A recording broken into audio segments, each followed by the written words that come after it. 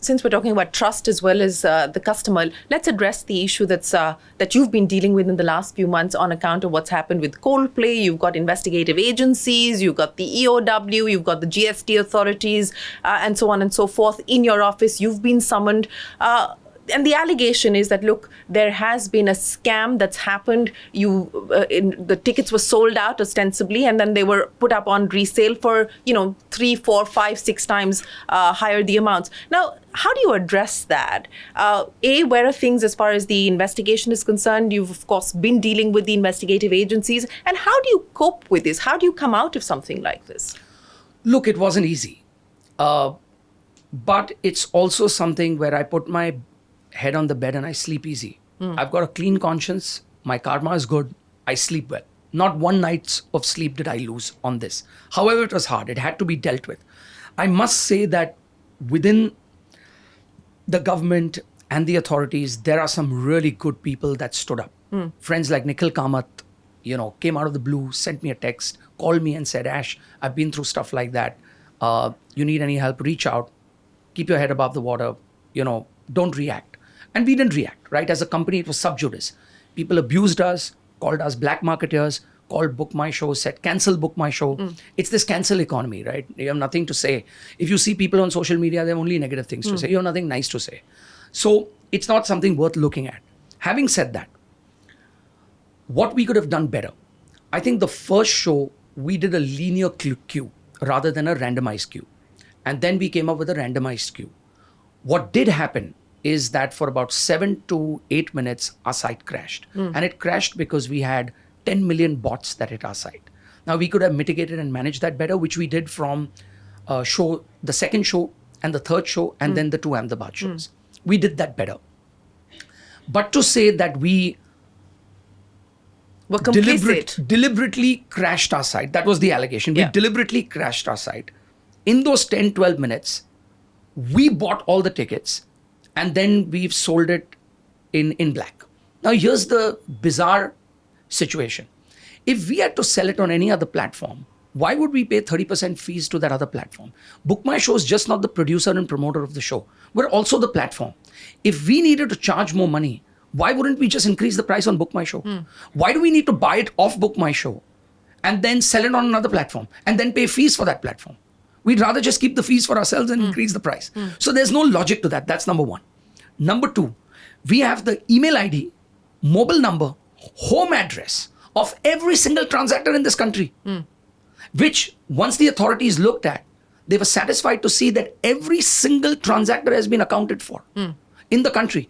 So we decided that instead of 8 tickets per transaction, we'll reduce it to 4 so that more people get a chance to buy the tickets, right? And we have the email ID and we have the home address of every single transactor. So you can go and check any single transactor, and we've complied with the authorities and given all the data to say, you want to call anybody, you want to check who's got the tickets, please do so. So this allegation that we crashed the site, we bought the tickets, we sold them in black, and we did something nefarious is just stupid. I mean, I don't even know how to react. So therefore, we didn't react. And all we did was go to the authorities. But the immaturity in the system was that everybody woke up and just started blaming, and we were vilified by everybody, right? Without even getting to the truth or even asking us questions. Rather than saying, hey, BookMyShow, thanks for, working so hard to get this sort of a concert, which was an aspiration for so many Indians for so many years. And then to keep adding shows and to do that was hard for us. In spite and despite of the infrastructure and the challenges and stuff that we face. But there were really good people that stood up within the government, within the administration, who stood by us and said, no, you guys have done right. We believe you, we trust you, and we're going to stand by you. But it took time. Until such time, this was a news cycle. It was a media cycle for 1 month. It went on and on and on about summons and FIRs, and we had lots. We had 5 or 6 agencies after us. And I think everybody felt the need to check if there was something really that was wrong. And we were transparent. So have they gone over all the data? Have they gone over the books? They have. They've gone and look, it's all, it's been pulled back. They've all, looked at the data. They've looked at the work that we put in, the tech that we put in, and they're all satisfied in how we handle this. there's nothing to hide from her side.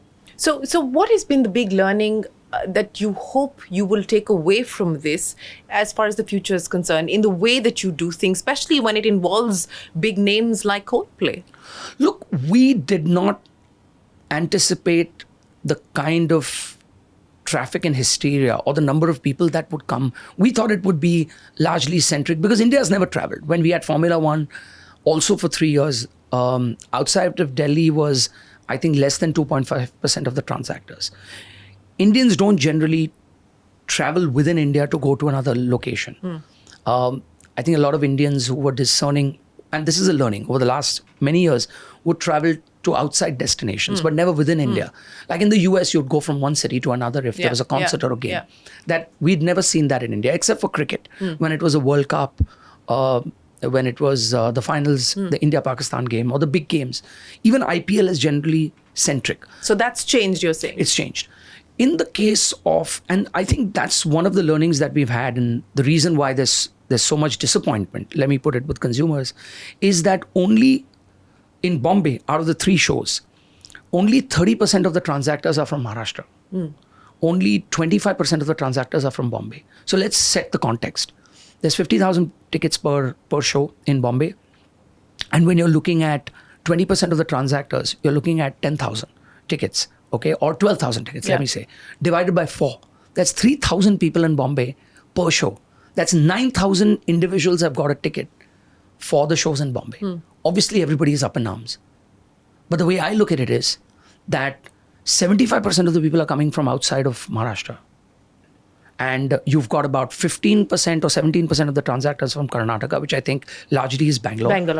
15 to 17% is about from NCR, which I largely think is that region. So it's NCR.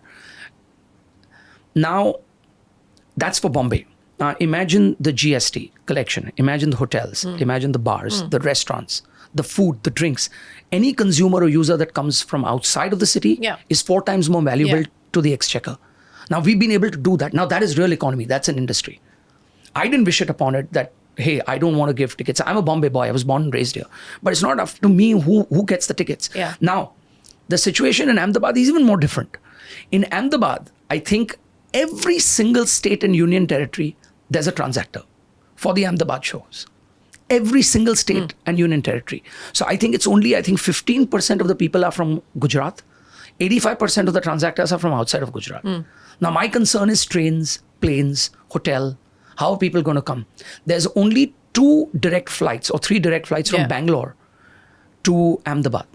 Now, they'll all have to come to Bombay. So we're working with the Railway Ministry. We're working with the government to say, can we add more Vande Bharats from Bombay so people can come to Bombay because this is well connected and then they'll go there. We're working with the railways in the Central Railway in Bombay to add 2 trains which will run from Goregaon to Andheri. We'll go to Bandra. We'll go to Vadala and then Juinagar and Nerul. So about 4,000 people can go in that. We're working with Uber to list every gate. So when you go and say Coldplay on that day, you will get a gate number and there'll be a drop-off point. We're working with the traffic and the law enforcement. And then hopefully you'll have a row and a bank of cars, just like Bangalore Airport, and you'll be able to sit in the first cab and then give your PIN number and you'll go home safely. So, and then we're running city full of buses. So we're doing a lot of that work. And so we just jumped into saying, how do we make sure that the customers and consumers that have bought this, and that's the only focus that we had going through this entire storm. But it was hard. Shireen, we had a large part of our leadership team, a large part of our legal team, a large part of our mind space and time, which should be focusing on building better, bigger stuff for consumers and delivering more, was on dealing with the social media, dealing with law enforcement and authorities. And it took time till, we could get our hands around it and say, what have we done wrong? I mean, what are we doing wrong? And it was hard. But then, like they say, what doesn't kill you makes you stronger. And I think that's been our motto for many years. Yeah, so. it has been, and I know you've always said previously as well that you believe you don't believe in unicorns. You feel like you've been a cockroach pretty much through the course of the Book My Show journey, but in the middle you've said your animal spirit was more like a mongrel. Yeah. What is it? What is it today? What animal spirit are you unleashing today? I think, look, let's not make it a zoo, but the other learning was that through all of this storm that we went, and as a sailor, I always say that you can't control the wind, you can't control the tide, you can't control the conditions. All you can do is adjust your sails. Yeah. And we adjust our sails beautifully. Sometimes it's low wind sailing, sometimes it's high wind sailing. Sometimes it's too strong with gale winds, you just put down your sails and anchor and wait in a shelter. And I think we did all of that. Those lessons that at least I've learned from sailing, and we all imbibed that. But I think through this storm, we built a lot of friendships and relationships behind the tough exterior of a lot of law enforcement, which had to do the job and had to do a job. And they were really tough on us and hard on us and asking us hard questions. But today we've built friendships and relationships. They know the human behind and the people behind what we were delivering. And we got to know the human behind the guy who's on the other side of the desk or in a uniform. And they're human too. And they're doing a job, and, earlier you would feel vilified and you're like, they're out to get you. But at the end of the day, they're also doing a job. And today we have deep relationships and friendships with them because they know what we've delivered. They've seen transparently the data, how we've done this. And hopefully in the shows to come and the work that we do in the future, it's going to get easier, not harder.